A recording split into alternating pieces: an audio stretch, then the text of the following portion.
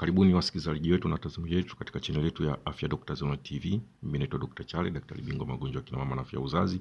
Na leo hii nimekuja tena kuwaletea makala nyingine inayohusiana na afya uzazi, na kikubwa tutazungumzia kuhusiana na kutokwa na damu baada ya kukoma hedhi au tunaita post menopausal bleeding. Hii ni hali ambayo sio ya kawaida. Basi ukiwa karibu, ukiwa tayari, bonyeza alama ya kengele hapo juu ili uweze kunisikiliza vizuri kabisa na uweze kupata taarifa nyingine. Na hapo chini kuna alama, kuna sehemu ya kuweka comment yako, andika nini unataka tuzungumzie. Hayo unasikiza ni kwamba wenzio wameandika na tunayafuatilia. Na pia unaweza kunipigia simu kwa namba 0713 35 0084 ili nikupe maelekezo zaidi kuhusiana na mambo mbalimbali ambayo unaweza ukauliza. Basi kama nilivyosema, tunazungumzia kuhusiana na tatizo la kutokwa na damu baada ya kukoma hedhi. Tunaposema kukoma hedhi, mara nyingi kunatokea kati ya umri wa miaka 40 mpaka 45 mwanamke anaweza akakoma hedhi. Lakini kuna wengine wanakoma hedhi chini ya umri wa miaka 45 au tunasema wamepata premature menopause. Lakini pia kuna wengine wanaweza kaendelea mpaka miaka 50, tunasema ni maximum, lakini mara nyingi tunategemea miaka 48 49 mwanamke awe amekoma hedhi. Endapo utaenda zaidi ya umri huo, basi inaweza kuwa ni hatari. Lakini pia kuna viashiria ambavyo vinaweza vikatokea mapema vikakufanya hata miaka 49 48 huko usifike, au miaka 50 ukaanza kupata changamoto mbalimbali. Kwa hiyo tunaposema kutokwa na damu baada ya kukoma hedhi, ni kwamba huyu mwanamke hakupata siku zake miezi 12. Alifunga kabisa siku zake miezi 12, uwe chini ya miaka 40 au zaidi, au kati ya umri wa miaka 40 mpaka 45. Ndio tunasema umri sahihi. Lakini ulishafunga miezi 12 mfululizo ukupata damu ya hedhi, afu unakuja unapata damu ya hedhi na umri ndio huo, una miaka 45, una miaka 44, miaka 47, miaka 50, unakuja unaona damu ya hedhi, hiyo ni hatari. Kwa hiyo tunasema hapo umepata post menopausal bleeding. Kwa sahihi hali kama hii mara nyingi sio kiashiria kizuri, inaweza kuwa ni kiashiria cha saratani. Inaweza kuwa ni kiashiria cha kansa ya kizazi. Kwa ni vizuri ukiwa na hali kama hii, au na ndugu yako, mama yako, shangazi yako, dada yako, rafiki yako, mpenzi wako anatokewa na hali kama hii, basi ni vizuri haraka sana ukampeleka kwa daktari wa kina mama ili aweze kumwangalia shida kubwa ni nini. Kwa sababu kama nilivyosema mwanzoni, inaweza kuwa ni viashiria vya kansa. Kwa hiyo ni vizuri ukamwaisha, au inaweza kuwa ni tatizo lingine, inaweza kuwa ni uvimbe pia, au ni hormones zinakuwa hazijakaa vizuri.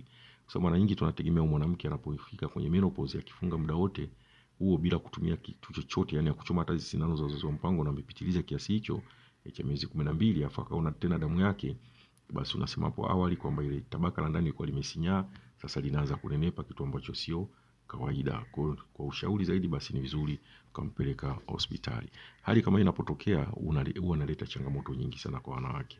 Mwanamke aliyefunga muda mrefu namna hiyo akatarajia kwamba ameshakoma hedhi, alafu ghafla anakuja anapata damu, basi tunasema sio dalili ya kawaida. Kwa hiyo tunashauri katika hali kama hiyo, basi mtu awahi hospitali kufanywa uchunguzi.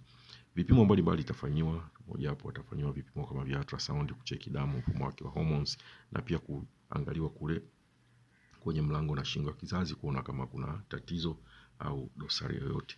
Hali kama hii inaweza kaendelea, wakati mwingine inaweza kahusiana hata na kutokwa na damu baada ya kujisafisha, au wakati baada ya kushiriki tendo la ndoa.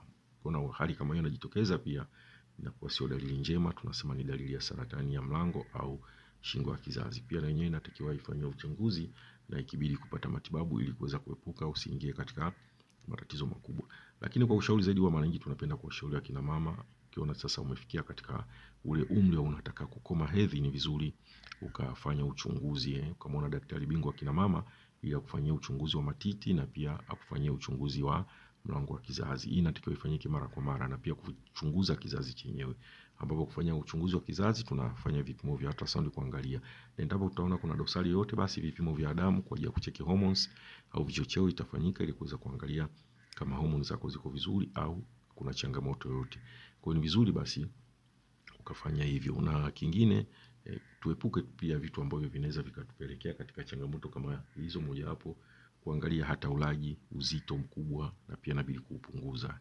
Ukiona umri umekwenda, basi jaribu kupunguza vyakula ambavyo vina viashiria vya kuongeza uzito mkubwa, kwa sababu unaweza kupata changamoto zingine kama za kisukari au pressure, na zenyewe zikichanganyika na matatizo mengine, basi athari zinakuwa kubwa.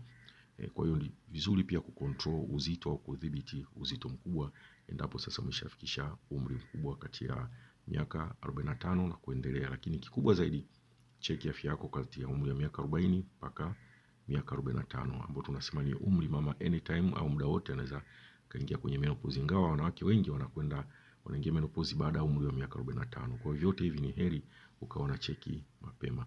Basi niwashukuru kwa usikivu. Kama nilivyojitambulisha, naitwa Dr. Chale. Namba yangu ya simu ni 0713350084. Kwa lolote basi tuwasiliane ili tukupe ushauri, na ikibidi tunaweza tukaonana kwenye kliniki ili tuweze kufanya uchunguzi wa kina. Basi niwatakie siku njema.